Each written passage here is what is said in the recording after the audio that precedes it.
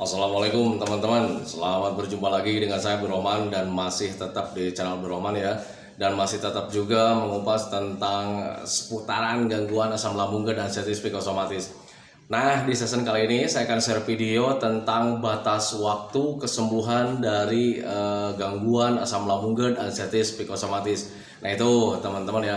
Nah, kenapa di season kali ini saya share video hal tersebut gitu teman-teman ya? Karena banyak sekali teman-teman kita yang belum membaik dari gangguan asam lambung dan sensitif psikosomatis yang bertanya-tanya tentang masalah batas waktu kesembuhan gitu teman-teman, dan itu merupakan hal yang sangat wajar gitu teman-teman ya. Karena kesembuhan itu merupakan hal yang paling dirindukan sekali untuk orang-orang yang terkena gangguan asam lambung dan sensitif psikosomatis. Nah, itu teman-teman ya. Nah, makanya biar teman-teman mengetahui batas waktu kesembuhan dari gangguan asam lambung dan sensitif psikosomatis itu, tolong tonton videonya sampai habis, jangan di skip biar kalian nanti mengerti, biar kalian nanti paham, dan ketika mengerti dan paham kalian tidak bertanya-tanya lagi, kemudian tidak merindu-rindukan lagi tentang kesembuhan dari gangguan asam lambung dan sensitif psikosomatis. Karena untuk asam lambung dan sensitif psikosomatis yang kalian alami pasti bakalan sembuh. Nah, itu teman-teman, makanya tonton videonya sampai habis, jangan di skip. Nah, kemudian seperti biasa bagi teman-teman yang baru bergabung, kalau seandainya kalian mau bertanya tentang seputaran gangguan asam lambung dan sensitif psikosomatis, alangkah baiknya kalian tonton dulu video-video saya sebelumnya, karena untuk seputaran gangguan asam lambung dan sensitif psikosomatis semuanya sudah saya share ya. Dari mulai cerita saya yang terkena gangguan asam lambung dan sensitif psikosomatis, kemudian merasakan 1001 macam sensasi yang sangat tidak nyaman, itu sudah di-share, dan kemudian bagaimana cara menangani setiap sensasi yang hadir, itu juga sudah di-share. Nah, makanya biar lebih jelas, biar lebih detail, alangkah baiknya kalian tonton dulu video-video saya sebelumnya. Nah, itu teman-teman. Dan kemudian bagi teman-teman yang baru bergabung juga, seperti biasa bagi teman-teman yang baru bergabung, kalau seandainya kalian belum subscribe channelnya, mohon videonya itu di subscribe dulu, karena untuk subscribe itu tidak memerlukan biaya, tidak memerlukan pendapatan. Jadi subscribe itu adalah hal yang sangat mudah sekali bagi teman-teman lakukan ya. Jadi teman-teman itu cukup memijit saja tulisan subscribe. Biar kenapa? Jujur ya, biar videonya itu cepat berkembang dengan baik. Dan kalau seandainya videonya itu berkembang dengan baik, sudah barang itu akan menambah semangat tersendiri buat saya untuk terus nge-share tentang seputaran gangguan asam lambung dan sensitif psikosomatis ini terhadap kalian. Kemudian yang lebih penting dan yang lebih utamanya, tekan juga tombol lonceng sama tombol like-nya ya, biar kalian itu dapat notifikasi atau pemberitahuan video saya yang terbaru. Karena saya itu akan terus nge-share tentang seputaran gangguan asam lambung dan sensitif psikosomatis ini terhadap kalian, dengan tujuan semoga saja videonya itu menjadi wasilah atau jalan keluar bagi kalian yang sedang mengalami gangguan asam lambung dan sensitif psikosomatis hingga membaik ya, apalagi sampai sembuh total. Amin ya robbal alamin. Ya, minimal hanya memberikan motivasi saja, atau lebih minimalnya lagi hanya sekedar menemani kalian yang sekarang sedang merasakan tidak nyamannya dari gangguan asam lambung dan sensitif psikosomatis. Nah, itu teman-teman ya. Nah, kembali lagi ke topik utama teman-teman ya. Untuk orang-orang yang terkena gangguan asam lambung dan sensitif psikosomatis, di kolom komentar itu banyak sekali yang bertanya, Pak, kapan nih batas waktu kesembuhan dari gangguan asam lambung dan sensitif psikosomatis? Dan itu banyak sekali dilontarkan dari teman-teman yang terkena gangguan asam lambung dan sensitif psikosomatis. Nah, kenapa teman-teman kita yang belum membaik dari gangguan asam lambung dan sensitif psikosomatis banyak yang bertanya seperti itu? Karena itu merupakan hal yang paling dirindukan ya, untuk orang-orang yang terkena gangguan asam lambung dan sensitif psikosomatis. Hal yang paling dirindukan itu adalah kesembuhan. Nah, itu teman-teman, termasuk saya dulu ketika terkena gangguan asam lambung dan sensitif psikosomatis, itu sangat merindukan sekali kesembuhan teman-teman ya. Karena apa? Ya karena dipicu dari yang pertama ya, rasanya itu sangat tidak nyaman ya. Untuk gangguan asam lambung dan sensitif psikosomatis itu rasanya sangat tidak nyaman, itu yang pertama. Yang kedua, temponya kita tuh udah lama ya mengalami sakitnya itu gitu teman-teman ya. Karena jujur ya, untuk orang-orang yang terkena gangguan asam lambung dan sensitif psikosomatis itu mengalami penderitaannya, rasa tidak nyamannya itu udah berbulan-bulan, bahkan ada yang bertahun-tahun teman-teman ya. Nah, itu teman-teman, nah, makanya itu hal yang paling dirindukan sekali untuk kesembuhan. Nah, itu teman-teman, jadi kita itu rindu dengan keadaan kita yang dulu itu gitu teman-teman, yang dulunya ceria, gagah, berani, bahagia, semuanya serba normal gitu teman-teman ya. Nah, itu makanya wajar sekali bagi teman-teman yang terkena gangguan asam lambung dan sensitif psikosomatis selalu bertanya tentang batas waktu kesembuhan dari gangguan asam lambung dan sensitif psikosomatis. Nah, itu teman-teman ya. Nah, perlu kalian ketahui teman-teman, bagi teman-teman yang belum membaik dari gangguan asam lambung dan sensitif psikosomatis teman-teman ya, untuk kesembuhan dari gangguan asam lambung dan sensitif psikosomatis, batas waktunya buat semua orang itu berbeda-beda gitu teman-teman ya. Nah, kenapa untuk orang-orang yang terkena gangguan asam lambung dan sensitif psikosomatis batas waktu kesembuhannya itu bisa berbeda-beda gitu teman-teman ya. Yang membedakannya itu adalah tekad dan semangat teman-teman ya. Hanya itu sih sebetulnya gitu teman-teman ya. Jadi untuk orang-orang yang terkena gangguan asam lambung dan sensitif psikosomatis, jujur ya, sepengalaman saya dulu itu ketika terkena gangguan asam itu ya semangat itu tidak ada teman-teman, tekad itu tidak ada. Yang ada itu cuman diem kemudian berharap-harap ya. Kapan nih mulai akan sembuhnya nih? Kapan saya akan mulai membaiknya? Kapan saya akan kembali normal kayak dulu lagi? Nah itu teman-teman, jadi untuk tekad dan semangat itu tidak ada sama sekali teman-teman ya. Kalau misalkan ada orang juga yang bilang, Pak saya itu tekadnya kuat katanya gitu, tetapi ya, pekerjaannya hanya diem, merasa-rasakan tentang sensasi gitu teman-teman ya. Kemudian berharap-harap ya. Nah itu teman-teman, jadi berharap-harap dengan tekad, dengan semangat itu beda teman-teman ya. Itu yang saya rasakan dulu gitu teman-teman. Jadi ketika berharap itu ya jangankan kalian ketika beraktivitas ya, untuk berharap-harap itu ya seseringnya itu lebih dilakukannya itu ketika berdiam diri di rumah gitu teman-teman ya, tidak melakukan aktivitas. Nah itu teman-teman, itu yang membedakannya gitu teman-teman. Tetapi berbeda ketika orang yang mempunyai tekadnya kuat gitu teman-teman ya, tidak pantang menyerah gitu teman-teman, saya tetap harus menjalankan metodenya biar tetap biar cepat membaik gitu teman-teman, dan kemudian mempunyai rasa semangat yang tinggi gitu teman-teman ya, setiap hari melakukan metodenya gitu teman-teman ya. Nah ketika orang-orang yang terkena gangguan asam lambung dan sensitif psikosomatis, ketika mempunyai tekad yang kuat, kemudian mempunyai semangat yang tinggi, teman-teman konsisten menjalani metodenya gitu teman-teman ya, dialah orang yang paling cepat sembuh dari gangguan asam lambung dan sensitif psikosomatis. Nah itu teman-teman ya. Nah makanya teman-teman harus bisa memahami ke sana gitu teman-teman ya. Untuk asam lambung itu sih sebetulnya mudah teman-teman ya.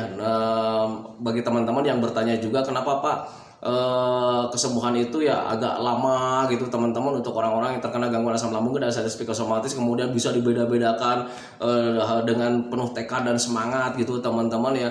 Untuk asam lambung itu sebetulnya mudah teman-teman ya, kalian cukup menjaga makannya saja itu udah beres sih sebetulnya teman-teman ya. Nah tetapi yang membuat lama itu ketika kalian terkena psikisnya teman-teman ya, jadi kalian itu salah persepsi ya.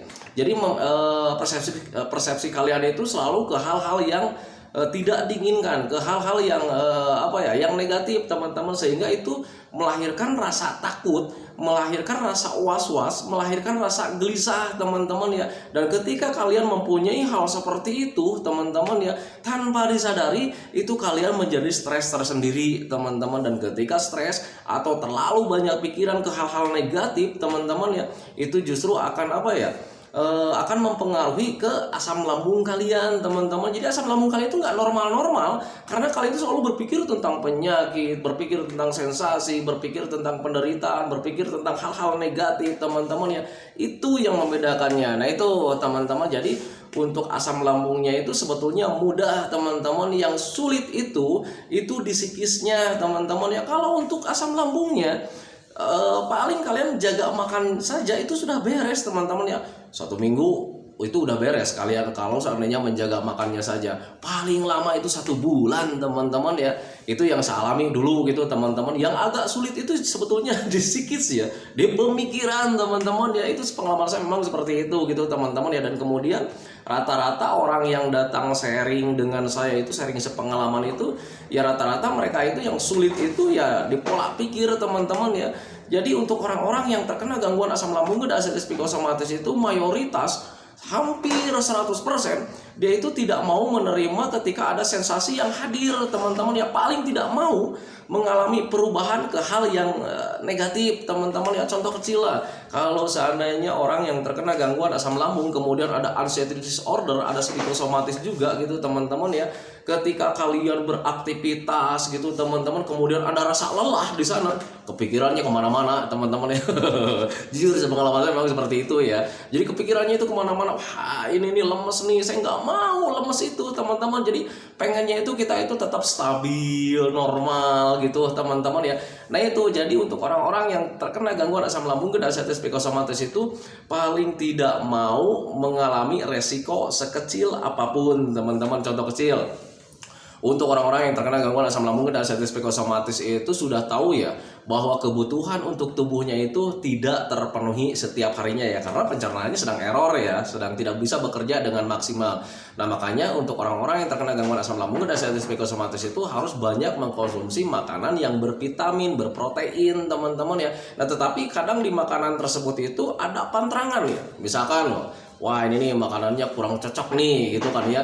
Nah dia itu selalu menghindar dengan keras gitu teman-teman. Padahal untuk menghindar itu nggak terlalu lama seharusnya gitu teman-teman ya. Nah tetapi karena memang dia itu tidak mau mengambil resiko gitu teman-teman ya, akhirnya ketika melihat makanan itu karena memang butuh teman-teman ya, akhirnya dihindari gitu teman-teman. Dan kemudian ketika memaksakan juga gitu teman-teman ya, ini nih harus dikonsumsi biar kebutuhan untuk tubuhnya itu terpenuhi. Ketika dikonsumsi ada sensasi sedikit, dia itu paling tidak mau ya.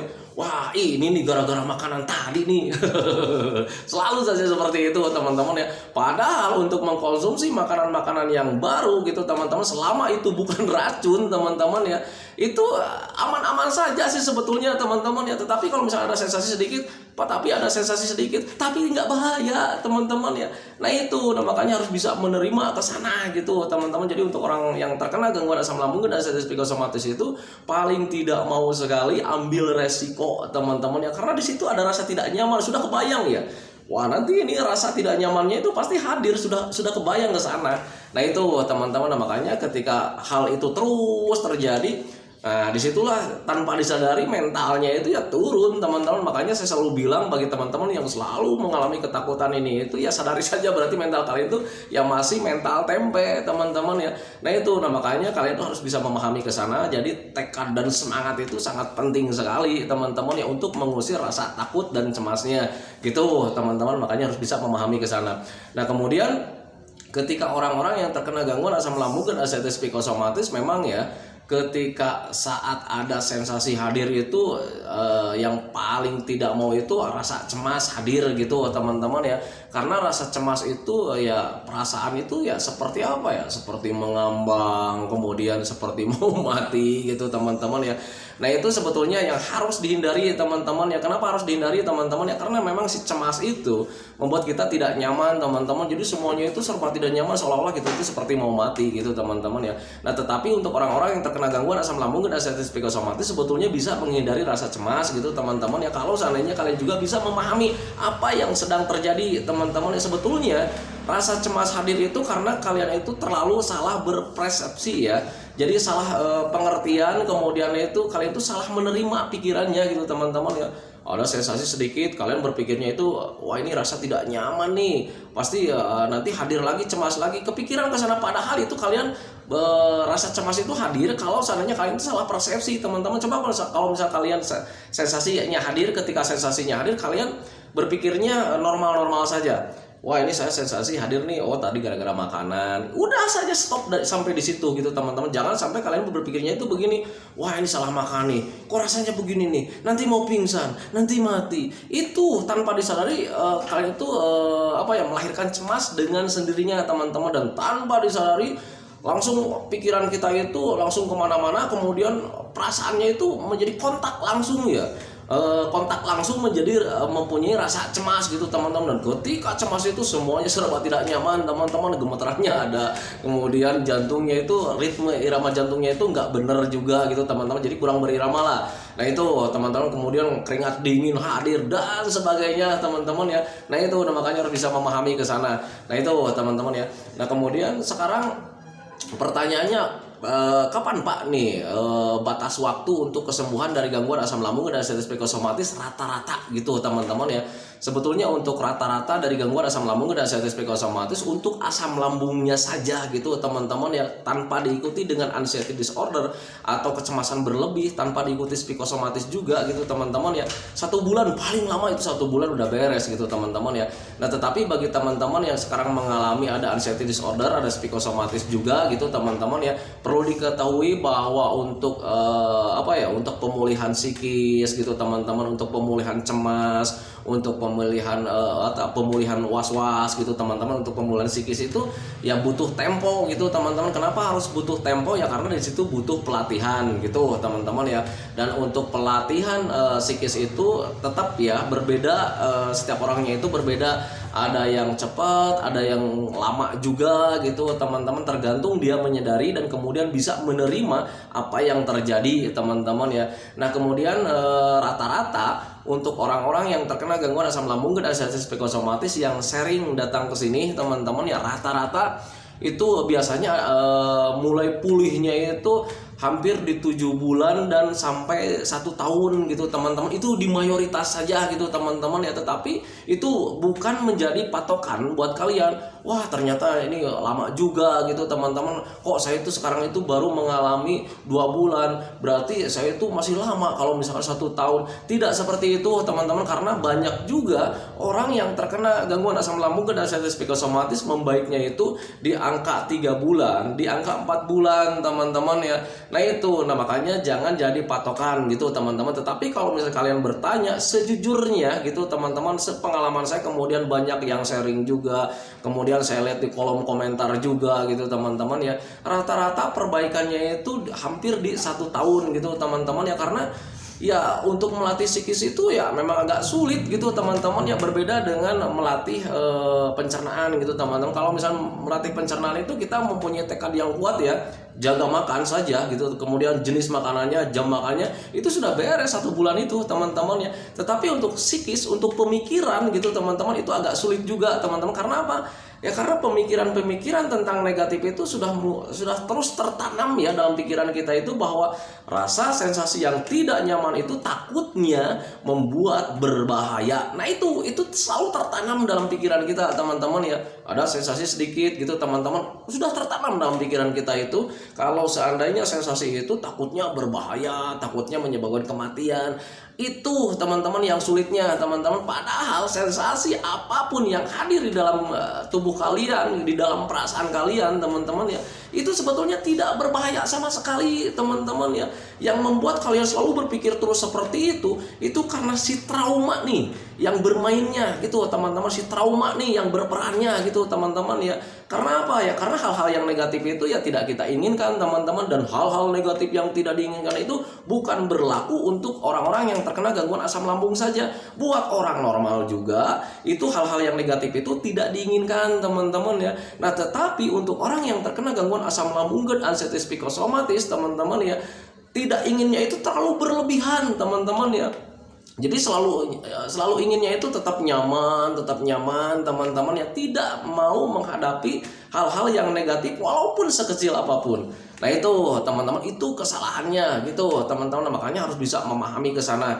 Jadi untuk orang-orang yang terkena gangguan asam lambung dan anestesi psikosomatis, biar kalian itu mulai sembuh saat ini juga gitu teman-teman ya, yang harus kalian lakukan itu kalian menyadari apa yang terjadi teman-teman ya. Sensasi sedikit, sadari saja ini cuma sensasi saja sih sebetulnya. Penyebabnya apa? Banyak teman-teman ya. Kalau seandainya dari asam lambung, oh mungkin tadi salah makan, udah beres gitu aja teman-teman. Nanti perbaiki lagi ketika makan ke depannya, udah beres ke situ teman-teman ya. Kalau seandainya kalian berpikirnya ke yang lain-lain teman-teman, itu yang membuat sulit teman-teman, yang membuat sulit membaik, karena kalian belum bisa menerima ada perubahan di tubuh kalian, belum bisa menerima apa yang terjadi.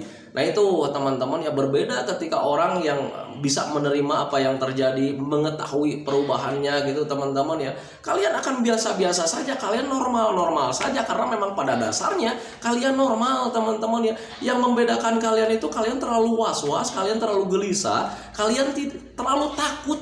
Nah itu teman-teman ya, contoh kecil lah. Bagi orang-orang yang normal, kalau seandainya sakit perut itu merupakan hal yang biasa kan ya. Paling mereka gini-gini ya. Kalau misalnya ada tetangga yang nanya, atau misalnya kawannya yang nanya, atau misalkan keluarganya yang nanya, sedang apa lu pegang-pegang perut? Gak tahu nih, salah makan mungkin, sakit perut nih. Cuman sebatas itu saja teman-teman ya. Akhirnya kan keluarga itu bilang ya, Ya makanya lu kalau makan dijaga dong. Iyalah nanti lu gara-gara dia nih makan sambal nih, ngasih sambal nih. Pasti selalu seperti itu ya. Mungkin seperti itu teman-teman ya. Nah tetapi bagi kalian ketika mengalami sakit perut, waduh gelisahnya kemana-mana, kepikirannya kemana-mana. Wah ini sakit perut nih, takut mati nih, takut mati nih. Kalian belum bisa menerima ke sana. Nah itu teman-teman catatannya ya. Berarti kalian itu tidak bisa menerima sensasi apapun yang sedang hadir. Nah itu teman-teman, jadi rasanya itu kayak seperti besar gitu teman-teman ya. Padahal itu sakit-sakit biasa gitu teman-teman ya. Nah makanya untuk orang-orang yang terkena gangguan asam lambung dan arteritis psikosomatis, kenapa ya bisa sampai sembuh mendadak gitu ya.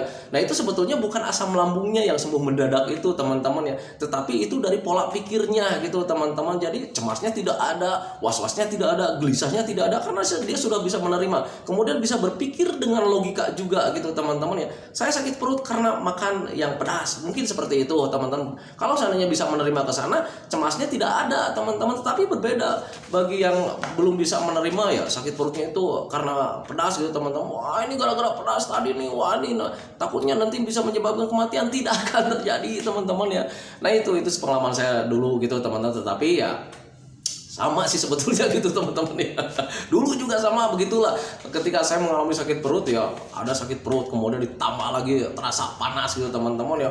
Kadang bertanya-tanya juga ke istri, tadi masaknya pakai bumbu apa? Jangan-jangan salah di bumbu. Selalu saja menyalahkan seperti itu teman-teman. Padahal itu ya wajar sih sebetulnya ya teman-teman ya, ketika makan yang aman-aman saja itu ada sensasi yang hadir, wajar sih sebetulnya. Kayak kembali lagi ke pencernaannya sedang sensitif mungkin teman-teman ya, wajar kalau seandainya ada perubahan di perut gitu teman-teman. Tetapi kalau misalnya menyebabkan kematian, tidak teman-teman ya, pahami saja ke sana. Kalau seandainya kalian selalu berpikir wah apa takutnya ini betul nih menyebabkan kematian nih, tengok saja teman-teman ya, sampai detik ini kalian masih hidup teman-teman, sampai detik ini kalian masih waras sampai detik ini kalian itu masih bisa menghirup udara segar gitu teman-teman ya.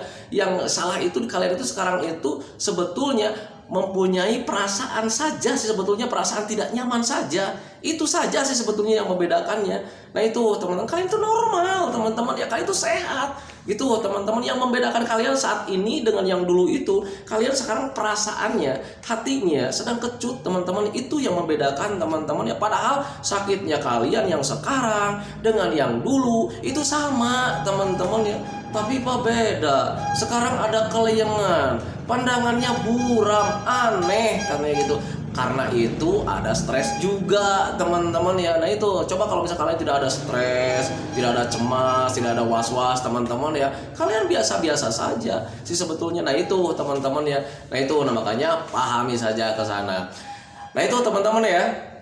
Untuk teman-teman yang selalu bertanya, Pak batas waktu untuk kesembuhan dari gangguan asam lambung dan arteritis psikosomatis itu berapa lama gitu teman-teman ya, saya jawab batas waktunya itu untuk semua orang itu berbeda-beda. Ada yang cepat, ada yang lambat gitu teman-teman, ada yang lama. Nah itu teman-teman ya. Dan kalau misalnya kalian bertanya juga rata-rata berapa lama gitu teman-teman ya, jawaban saya ini jangan jadi patokan buat kalian ya, karena ketika orang yang terkena anxiety disorder itu bisa jadi patokan nih ya. Jawaban saya itu jangan jadi patokan ya. Rata-rata untuk anxiety disorder itu rata-rata hampir 1 tahun gitu teman-teman. Tetapi itu bukan menjadi patokan buat kalian teman-teman, karena banyak juga orang yang terkena gangguan asam lambung dan arteritis psikosomatis itu sembuhnya 3 bulan, 4 bulan, 7 bulan. Tetapi kalau misalnya dikatakan rata-rata, hampir rata-ratanya itu 10 bulan, 11 bulan, 12 bulan gitu teman-teman ya. Karena apa? Ya tergantung dari setiap orangnya yang mempunyai tekadnya yang kuat, semangatnya yang tinggi gitu teman-teman, untuk melatih psikisnya gitu teman-teman. Kalau medisnya jangan dilihat lah, medisnya itu cuma 1% ya, menjaga makannya saja itu sudah beres teman-teman. Yang harus kalian latih itu adalah psikis teman-teman ya. Psikis itu agak alot gitu teman-teman, jadi ketika apa-apa selalu terasanya itu sangat besar. Nah itu teman-teman, karena kembali lagi sama sensitif tubuhnya itu yang semakin sensitif kalau seandainya selalu berpikir kemana-mana. Nah itu teman-teman, makanya pahami saja ke sana. Nah kemudian untuk yang yang bertanya juga, Pak, apakah benar 3P itu bisa menyembuhkan gangguan asam lambung dan artritis psikosomatis? Saya jawab itu sangat bisa sekali, karena memang saya juga sembuhnya tanpa obat, tanpa herbal teman-teman ya. Saya sembuhnya itu hanya menjalankan metodenya saja dengan konsisten, menjaga pola makan, menjaga pola hidup, menjaga pola pikir, kemudian mengupayakan minumnya itu selalu 8 gelas dalam sehari, kemudian selalu mengupayakan gimana caranya supaya hati dan pikiran kita itu tetap senang setiap harinya. Itu saja sih sebetulnya. Nah itu teman-teman, makanya bagi teman-teman yang bertanya apakah benar 3P itu bisa menyembuhkan gangguan asam lambung dan artritis psikosomatis, saya jawab bisa teman-teman ya. Nah itu karena justru obat untuk gangguan asam lambung dan artritis psikosomatis itu adalah 3P-nya gitu teman-teman ya, bukan obat yang dikonsumsi, bukan herbal yang dikonsumsi. Nah itu teman-teman ya. Nah itu teman-teman ya video dari saya, semoga saja videonya itu menjadi wasilah buat kalian, semoga saja videonya itu menjadi pencerahan buat kalian ya, minimal hanya sekedar menemani kalian lah yang sekarang sedang merasakan tidak nyamannya dari gangguan asam lambung dan artritis psikosomatis. Kemudian seperti biasa sebelum saya akhiri videonya, saya selalu mendoakan sama teman-teman itu semoga saja teman-teman itu cepat sehat lagi, cepat sembuh lagi, cepat kembali lagi keadaan kalian yang dulu itu, baik semangatnya, moodnya, tertawanya, pokoknya kebahagiaan kalian yang dulu, kehidupan kalian yang dulu itu semoga saja cepat kembali lagi, karena memang saya yakin 100% bahwa keadaan kalian yang dulu itu sangat dirindukan sekali. Nah itu teman-teman, kemudian doakan saya juga teman-teman ya, agar saya tetap sehat, tetap kuat, tetap ceria, agar masih bisa tetap menemani kalian. Nah itu teman-teman ya, saya hentikan videonya teman-teman ya. Assalamualaikum warahmatullahi wabarakatuh.